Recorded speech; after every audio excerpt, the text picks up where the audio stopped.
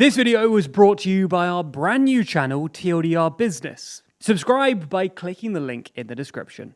We've recently seen the release of the most recent GCSE and A-level grades. After huge disruption during the pandemic, the Department for Education is keen to try and reduce grade inflation in order to try and normalise university applications once again. However, while some may be happy that the government is trying to ensure that the GCSE and A-level system is slowly returning to the status quo, others are questioning why we're not looking at other ways to try and change the system and improve it. Perhaps the pandemic didn't create issues with the system, perhaps it exposed issues with the system. Maybe it's high time for full-blown educational reform. So, we're going to split this video into two parts. In the first, we'll go through the current education system in the UK and some of the issues with it. In the second half, we'll go through one of the reforms suggested by the Tony Blair Institute and others, the implementation of a continuous testing system. Now, let's start by looking at how the system works. Like many other countries, the two main sets of exams for students take place at 16, which are known as GCSEs, and 18, which are known as A-levels. There are, of course, other exams which people can opt to take, such as T-levels and B-Techs, but GCSEs and A-levels are the most common. Both GCSEs and A-levels are designed for three main things: to assess whether students have learnt the curriculum, to give post-16 institutions a consistent measure to select students with, and to hold schools accountable for their performance. The weighting of these three purposes changes between GCSEs and A-levels. At GCSEs, places at the next level of education are far less competitive, and, as such, they are used to measure schools' performance more, whereas A-levels are more used for student selection. Comparatively, exams in England have a lot more riding on them than in other European countries. In his report for the Institute for Government, Sam Friedman claims that the UK's exam system is high stakes. In essence, a large part of the problem is the highly competitive nature of UK universities. While all countries have some competition with university places, the UK system places huge differences between courses based on a single letter grade difference. The difference between an AAA grade and an AAB grade could be the difference between going to, say, Oxford and a lower ranked university.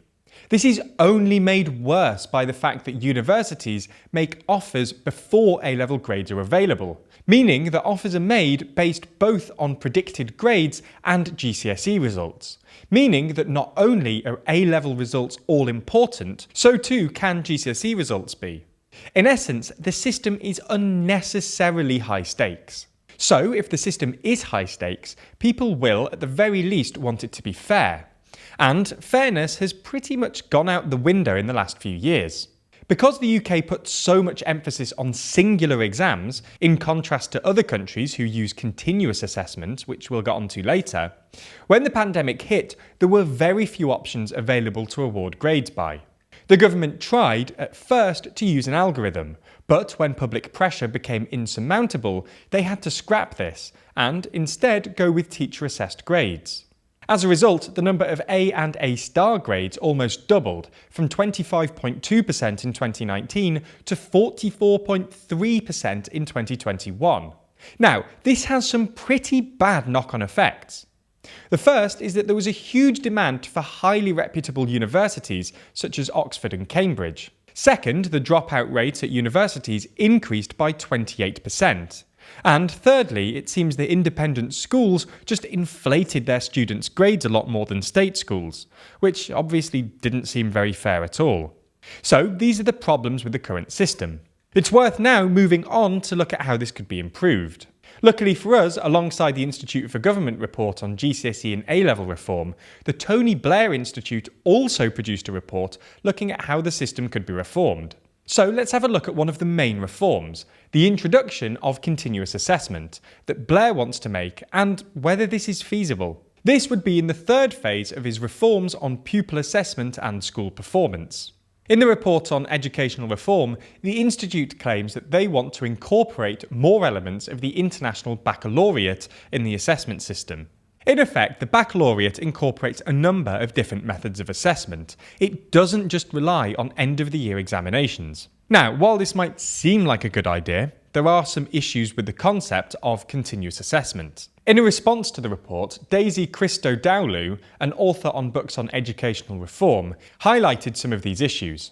It's not uncommon for continuous assessment to include teacher assessment. Indeed, the International Baccalaureate does. This can be useful because teachers often know their students very well, know their abilities, and can assess their ability over a long period of time.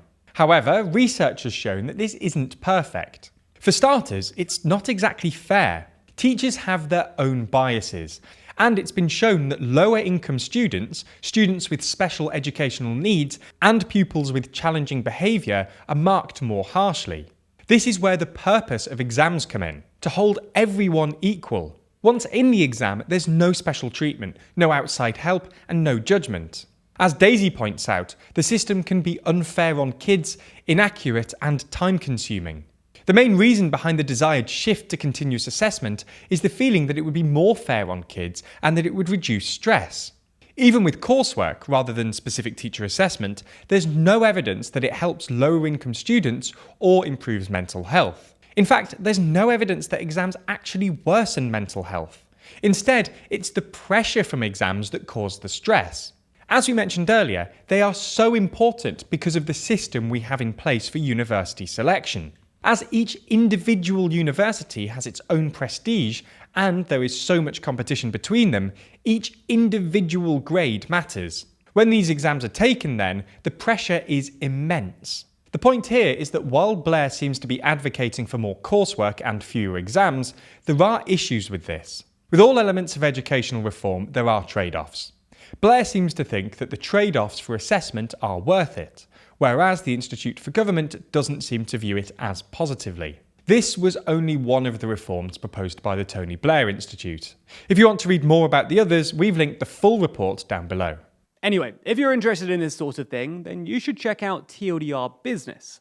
That's our brand new YouTube channel where we'll be unpacking the politics of business, the people, companies, and brands who often hold more power over our world than elected politicians. Over there, we've made videos on everything from Elon Musk's lawsuit against Twitter and the latest developments following the whistleblower's testimony, the secret powers of the porn industry who dictate what porn can and can't be made, and why, despite Netflix initiating the streaming wars are kind of killing Netflix. If you want to check out any of those videos, or the others that we have planned, then check out the TLDR Business YouTube channel. It's linked down below. So please head over, subscribe, and ring the bell. Thanks for your support.